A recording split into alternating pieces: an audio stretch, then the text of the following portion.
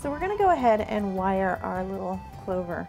And you'll notice it hasn't really had all that much time to dry, and that's one of the beauties of using the platinum paste, is the fact that you can go ahead and start assembling your flowers while your paste is still kind of damp. And this is great because if you bump into some of your petals or some of your more delicate pieces, they don't necessarily break because they still have a little bit of bend left in them.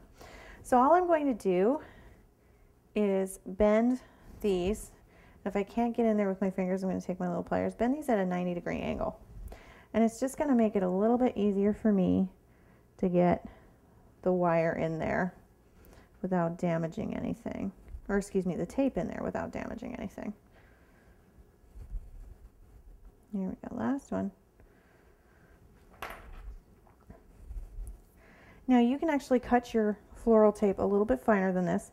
What I like to do is go ahead and pinch it on there, because it has a tendency to be real sticky, and start it, and then go ahead and scooch it up so that none of that wire is showing. And all I'm going to do is just, I don't want my stem to be real bulky, so I'm going to go ahead and try to put this all together in one shot if I can. And I'm going to use my thumb and my forefinger to kind of support my petals where I want them to be. I can slip that in there.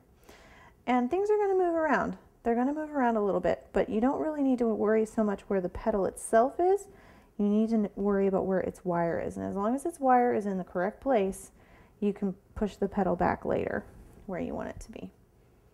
I just don't want to end up with a super thick stem here. All right, here we go. So we've got it started, and all we're going to do is just kind of work our way down. Don't worry that it's all clustered up at the top. We'll fix that here in a second. And we're not going to need this to be too long, so I'm going to actually cut it off right about here. And I'm going to move my petals where I want them. And there we have our little 4-leaf clover.